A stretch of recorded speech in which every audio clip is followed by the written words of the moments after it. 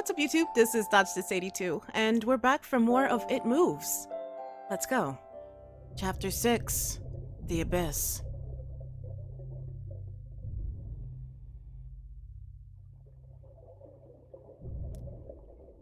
Yeah.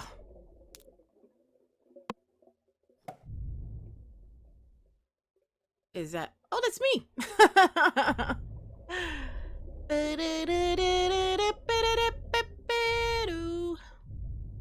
Am I a fish or a boy? I don't know. Excuse me?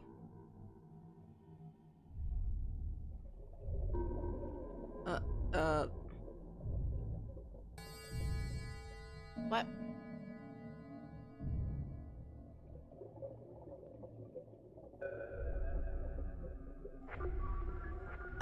What?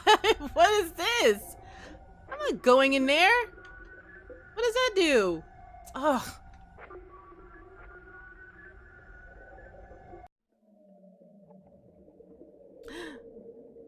Who is that? Is that my dad?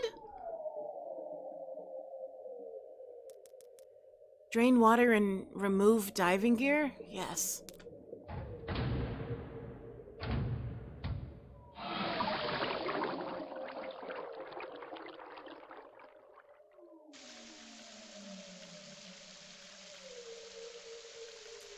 I guess that's where my diving gear went. How do I? Oh, here we go. Hit enter.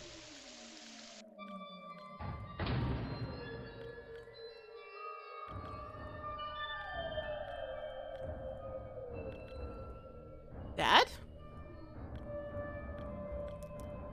Read logbook? Yes. Captain Theodore Fielding, September 2nd, 2007. One of my biggest fears is deep water.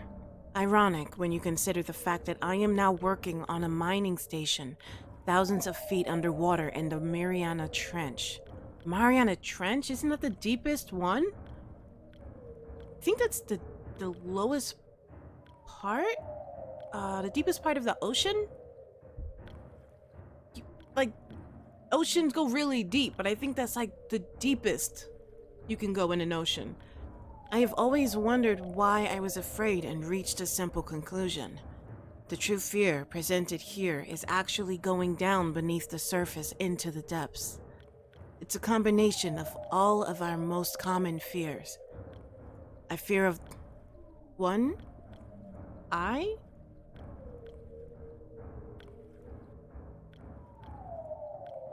L? No.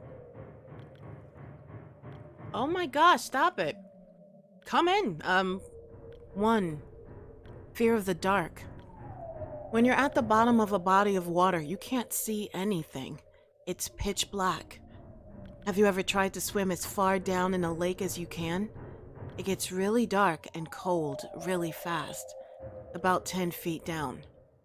But even that's nothing compared to the deepest point on the entire crust of the Earth, located at the bottom of the Pacific Ocean, the Mariana Trench, which is 38,000 plus feet.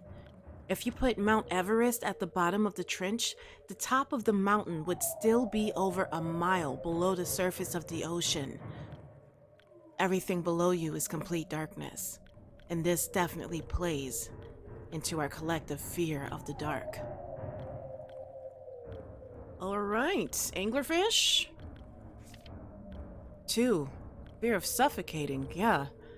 Have you ever gotten to the point where you swam down too far in the swimming pool and you seriously considered the fact that you might not make it back to the top before you ran out of breath? If you've ever been roughhousing as a kid with blankets and pillows and you accidentally got pinned down inside of a sleeping bag or something, and you get to that point where laughter temporarily turns to screaming, you know what a scary concept not being able to breathe is.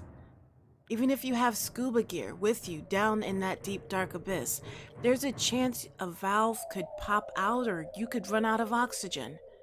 You can't see, and you can't really take a deep breath. Yeah, shoot, you're way too far down for that. Could it get worse? Yes. I've seen way too many video games of people being at the bottom of the ocean in scuba gear and having to try to find their way out. No fun. I forgot the name of that game. Fear of the Unknown. There are over 1 million species of creatures in the ocean, and scientists estimate there are an additional 9 million species yet to be discovered. That means we only even know what 11% of the creatures in the ocean are. Most of the beings in the ocean are things mankind has never even seen or heard of. Who knows what could be down there? Think about a time when you were walking in a dimly lit basement trying to find something. All of a sudden, something brushes up against the back of your neck. They become airborne, similar to a frightened cat, and instantly turn around and shine their flashlight to see what it was. It's never anything actually scary. But in deep water, it's always something scary. It's dark. You can barely breathe, and something just touched you, and you have no idea where they just went. But there is more to fear, I'm afraid. Four. Fear of flying insects. Oh my gosh, I couldn't. I've watched the documentary on Netflix, Earth, Ocean, something. Oh my gosh. Oh, just seeing the crabs. I think they're called spider crabs. Walking along the ocean. Ah! Ah! Oh my gosh, make my skin crawl. 4. Fear of flying insects. Imagine that. As you're walking along, all of the beetles and scorpions crawling along the ground. The huge black hairy spiders that are hidden from view in the cracks, and the slimy worms and snakes that are buried beneath the ground simultaneously started flying anywhere they wanted. Oh, flying roaches. Ah, oh my gosh, a nightmare. That is what the bottom of the sea without water would be like. Ah! Ah! Ah! That is horrifying. That is horrifying. Oh, for the strange creatures. For the strange creatures underwater, there is no up or down. Even the manliest men, even though they appear to be calm, quickly tense up and become filled with a secret fear that the bug might land on their eyeball, or fly into their mouth, and that's why men try so hard to kill them. Unfortunately, in deep water, you can't see any of the undiscovered freakish flying creatures that brush past your body as you grasp at your suffocating throat. Oh my... Well, shoot. Fear of being caught. Imagine that you're running from a bear. You will be eaten if you are caught, and it doesn't help. It doesn't help that bears can run faster sideways than the fastest human can run forward. Are you serious? Is that true? When you're at the bottom of the sea, everything that is around you was built to move in water. Exactly. Yeah, there's no way you're gonna outswim something in the ocean. If something truly frightening like a shark or a giant squid caught sight of you, you could turn the other way and flail about all you want, but the monster will catch up with you in a split second. You can't get away from anything. Even if you had the wherewithal to see and breathe, you couldn't run from danger. It would simply find you and devour you. There are lots of places that I wouldn't want to be, such as trapped in a burning house or alone in the vacuum of space, but in the burning house, at least I can see, and in space, at least there aren't any creatures that could get me. There are no other places in the universe that combine as many common fears as 7 miles below the surface of the Pacific Ocean.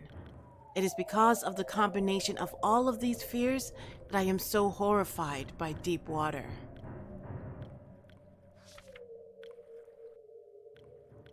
Yeah. Why are there so many squids out here, huh? Octopi?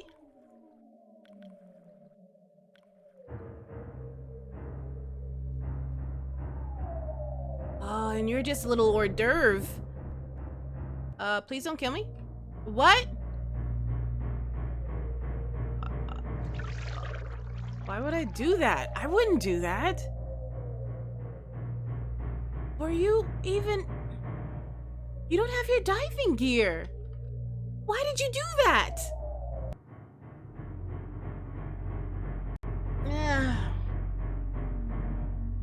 Can I just swim down into his mouth? Actually, no. I think I would rather drown. I'd rather drown first and then die, and then get eaten by the ocean monster.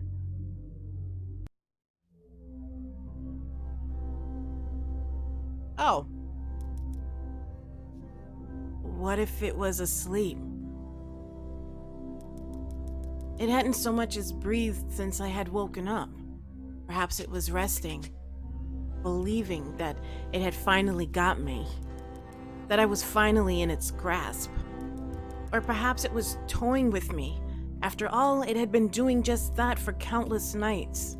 And now with me under it, penned against my mattress with no mother to protect me, maybe it was holding off, savoring its victory until the last possible moment.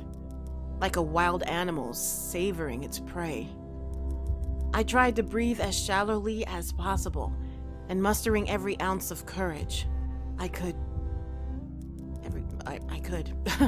I reached over slowly with my right hand and began to peel the blanket off of me.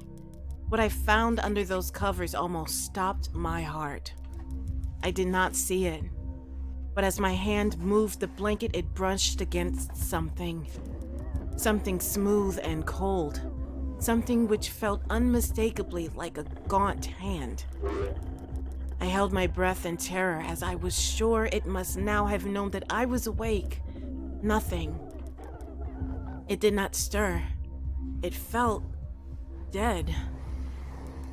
After a few moments, I placed my hand carefully further down the blanket and felt a thin, poorly formed forearm. My confidence and almost twisted sense of curiosity grew as I moved down further to a disproportionately larger bicep muscle. What? Get out of my ear!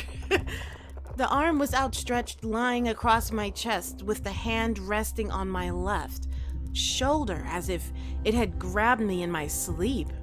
I realized that I would have to move this cadaverous appendage if I even so much as hoped to escape its grasp. For some reason, the feeling of torn, ragged clothing on the shoulder of this nighttime invader stopped me in my tracks. Fear once again swelled in my stomach and in my chest as I recoiled my hand in disgust. At the touch of straggled, oily hair, I could not bring myself to touch its face, although I wondered to this very day what it would have felt like. No! Dear God, it moved. Was it sleeping?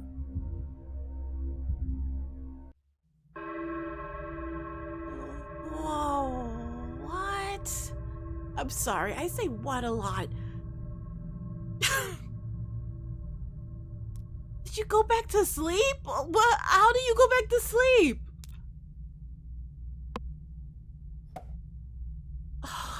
Wait, chapter 7. How long is it moves? Because this game. Dude, Hostia's the last chapter. I really hope that's true. This game is weird. So let's just finish it. Wow. Oh.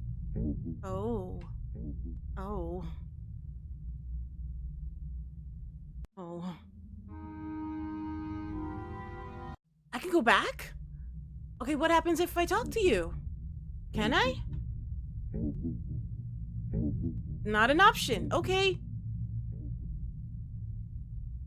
That explains why the doors are so big. Ew! I was curious. And now I'm surrounded by floating eyeballs. Eyeball toe. Oh, ah! Okay. Can I talk to it? The last enemy that shall be destroyed is death. That's nice.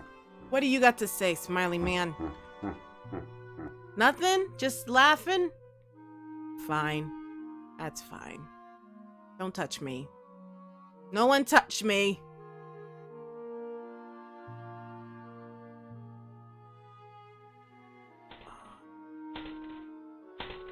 Yeah. I don't think I'd want to know what you had to say anyway. What is this? I can't talk to it. I'm alright with that. I'm leaving. Oh, so yeah, so I was about to say, I started playing the game for Trick and Treat, and man, playing RPGs is so strange. At a crossroads in life, what does one do? Stand at the crossroads, if you will, but if you'll not choose, I'll move on without you. Ah, I like that song. And having once chosen never to seek to return to the crossroads of that decision. For even if one chooses wrongly, the choice cannot be unmade. Are we underwater? Okay, talk? No?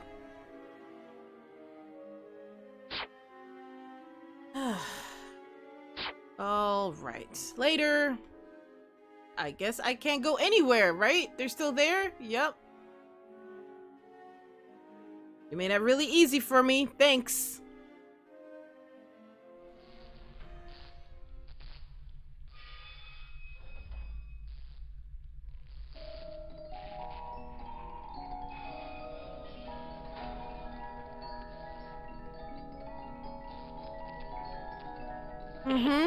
Yeah, I can't go. Is this a boss fight? I didn't know there would be a boss fight. I have no weapons.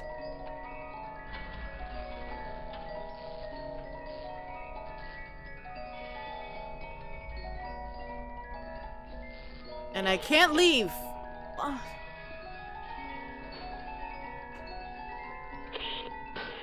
Okay, all right.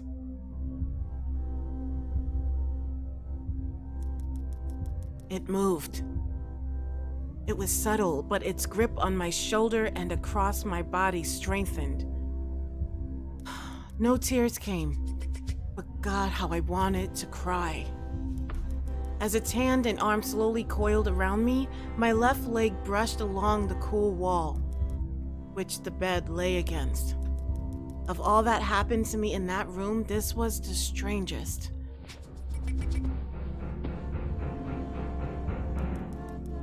Oh, nice. I realized that this clutching, rancid thing, which drew great delight from violating a young boy's bed, was not entirely on top of me. It was sticking out from the wall like a spider striking from its lair. Okay, all right.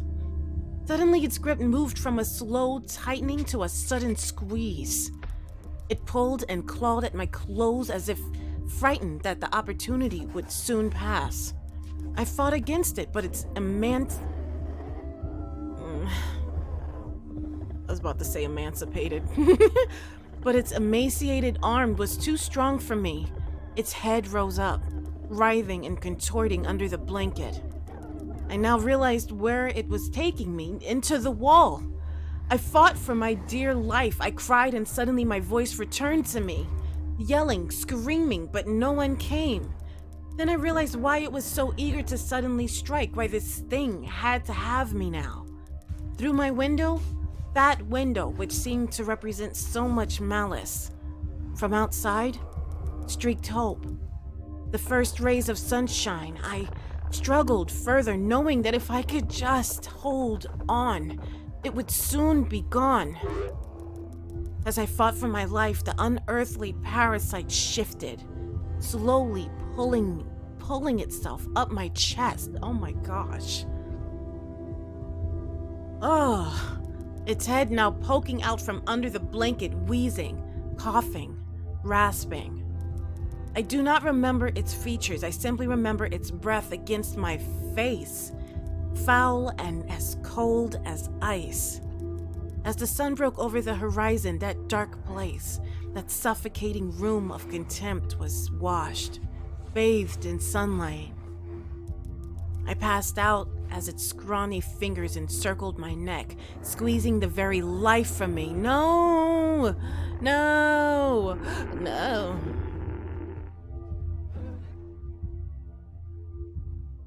Don't let it. Don't go into the light. Oh. I awoke to my father offering to make me some breakfast. A wonderful sight indeed.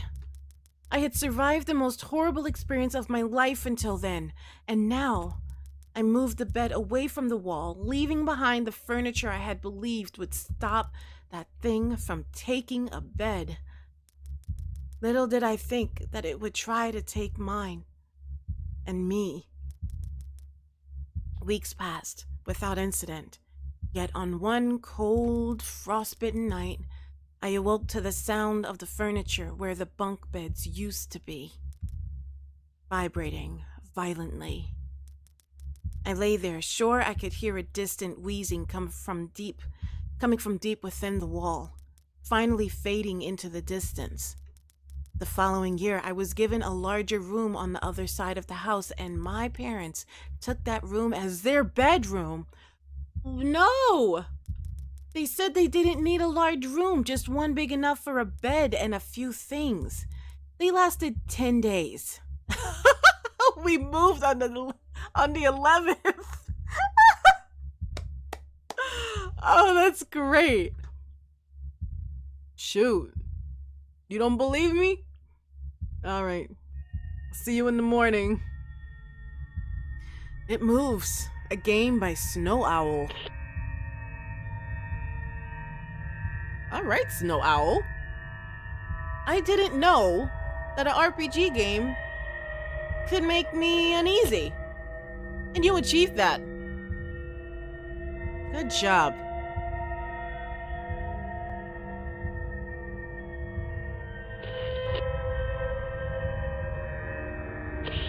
And oh, there's gonna be one last Oogie Boogie, but no. Awesome! We finished the game! Oh my gosh, I'm so glad we finished. Oh, I want to finish so many games. Okay. Alright. Well, thank you so much for joining me today, you guys, for my gameplay of It Moves. I hope you enjoyed it. I enjoyed it. Y'all have a great week. What do you want to know? I'm in school now. This past term I was taking 3 classes, and this term I'm taking 5. So yeah, things are gonna be crappy for a while. But I will try. That's all I can say. I can't say that doing gameplays is more important than homework. Although I really want to do gameplays. Alright, you guys. Well, y'all have a great week. I will see y'all soon. Bye, guys.